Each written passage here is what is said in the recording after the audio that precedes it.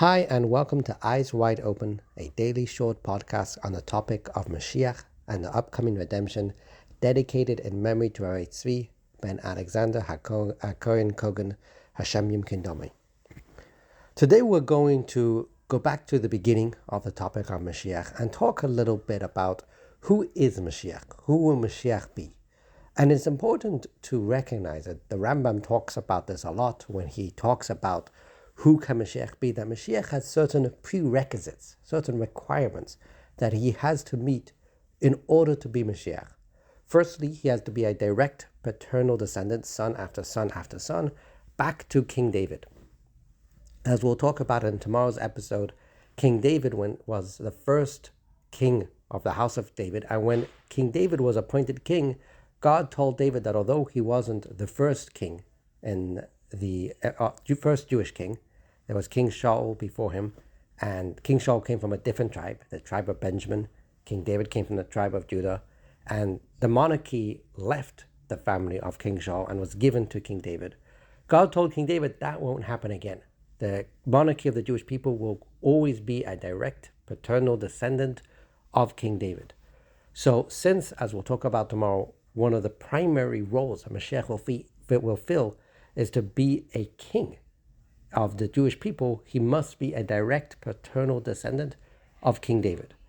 Secondly, he has to be extraordinarily knowledgeable in Torah. He has to be very Torah observant, keep all the mitzvot. The Rambam, when he talks about this, he compares him to King David. Just like David was very Torah knowledgeable and kept all the mitzvot, Mashiach likewise has to be very Torah knowledgeable and keep all the mitzvot. And this has to be something he already is doing before he becomes Mashiach. He has to be very pious. He has to be someone who is focused on changing the world. Rambam uses the expression of fighting the battles of Hashem. And he has to be someone who is currently present and available to be Mashiach.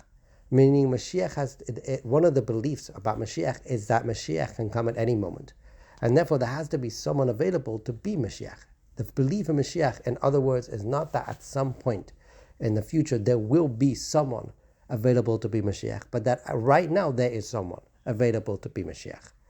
In addition, there are other prerequisites mentioned about Mashiach. For example, that he will be a great prophet, close in stature to Moses, and that he'll be wiser than King Solomon. But it's not so clear when exactly he will start to fill those requirements. For example, Moses was the greatest prophet to ever live, but he grew in stature to eventually become the greatest prophet to ever live. He wasn't always that way. It says at the beginning of Moses' journey, when he was 80 years old and God met him in the burning bush, he was not yet the greatest prophet to ever live. He was beginning his prophetic journey. So in a similar sense, although Mashiach will be close to Moses in terms of prophecy and wiser than King Solomon, it's not clear at what point exactly will he reach those requirements, if it will be before he's revealed as Mashiach or after he's revealed as Mashiach.